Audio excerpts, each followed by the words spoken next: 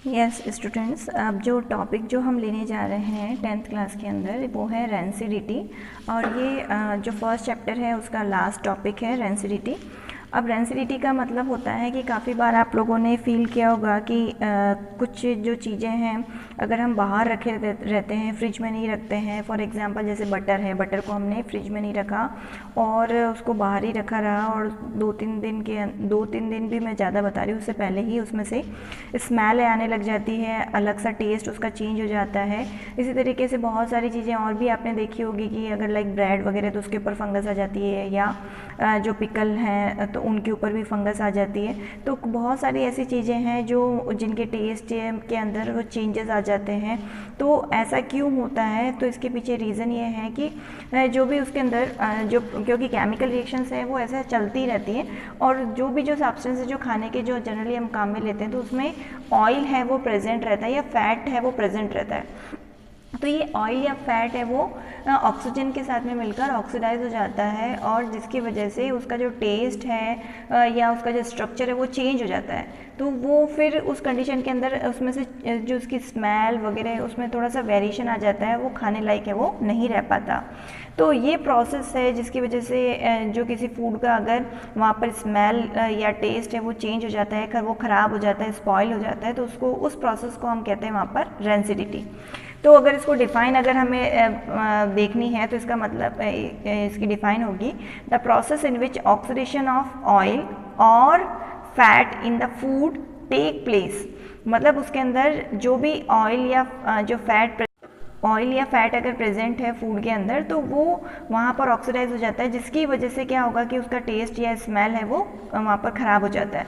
इस प्रोसेस को हम कहते हैं वहाँ पर रेंसिडिटी। अब इसको प्रिवेंट करने के क्या क्या तरीके हो सकते हैं? तो इसको प्रिवेंट करने के लिए या तो हम क्या करते हैं कि उसके अंदर एंटीऑक्सीडेंट मिला देते हैं। एंटीऑक्सीडेंट का मतलब जो वहाँ पर ऑक्सीडेशन होने से रोकेगा। जैसे फॉर एग्जांपल वहाँ पर हमने कोई ऐसी चीज़ें मिला दी जैसे विटामिन सी, विटामिन ई मिला दिया, या फिर हमने ब्यूटाइलेटेड हाइड्रोक्सी एनिसोल जिसको शॉर्ट में हम BHA बोलते हैं वो अगर हमने वहाँ पर मिला दिया। इसके अलावा हम आप लोगों ने देखा होगा कि अचार जब हम अचार डालते हैं, पिकल्स डालते हैं तो उसमें ऑयल की क्वांटिटी है वो ज़्यादा डालते हैं। तो ऑयल की क्वांटिटी ज़्यादा डालने के पीछे रीज़न ये है कि ऑयल के ऊपर लेयर बन जाएगी तो वो नीचे जो अचार है उसको डायरेक्ट ऑक्सीजन के कॉन्टैक्ट में नहीं आ पाएगा, जिसकी वजह से वो ऑक्सीडाइज नहीं होगा और उसके ऊपर फंगस है वो नहीं आ पाएगी।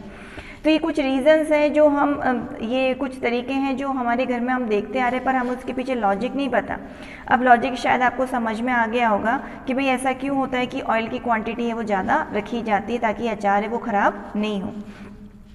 अब इसके अलावा एक और तरीका है कि आप लोग सब लोग चिप्स वगैरह के पैकेट्स हैं वो जनरली यूज़ करते हैं। चिप्स में कुरकुरे वगैरह जो आप लोगों ने देखा होगा कि वो पैकेट्स हैं वो बहुत ज़्यादा फूले हुए रहते हैं, और फिर जब उसमें से जो अगर उसको मतलब जैसे ही खोलते हैं तो उसमें जो अमाउंट है वो बहुत कम निकलता है, उसमें मैक्सिमम अमाउंट है वो उसमें गैस भरी होती है। आज आपको पता चल जाएगा उसमें गैस होती है, नाइट्रोजन गैस है वो भरी रहती है, जिसकी वजह से वहाँ पर उसका ऑक्सीडेशन है वो उस फूड का, चिप्स वगैरह का नहीं होता, और वो काफ़ी लॉन्ग टाइम तक हम खाने में काम में लेते हैं, उसके में टेस्ट में चेंज नहीं आता है। क्योंकि ये जब पैक होता है तो उसके बाद भी हम जनरली उसको 1 मंथ तक हम उसको जनरली यूज़ करते ही करते हैं। तो ऐसा क्या है कि वो ऑक्सीडाइज नहीं हो रहा, तो उसके अंदर नाइट्रोजन गैस है वो फिल्ड रहती है, जिसकी वजह से वो ऑक्सीडाइज नहीं होता है, और वहाँ पर उसका जो टेस्ट है या उसकी जो स्मेल है उसमें कुछ ऐसा वेरिएशन नहीं आता। पर अगर वो भी बहुत ज़्यादा टाइम तक अगर रह जाए 6-7 महीने, तो उसके अंदर भी बिल्कुल आपको टेस्ट के अंदर बिल्कुल चेंज आ जाएगा, उसमें स्मेल चेंज आ जाएगी। तो जब भी आप वहाँ पर फूड आइटम कोई भी पैकेट वगैरह खरीदो तो उसका हमेशा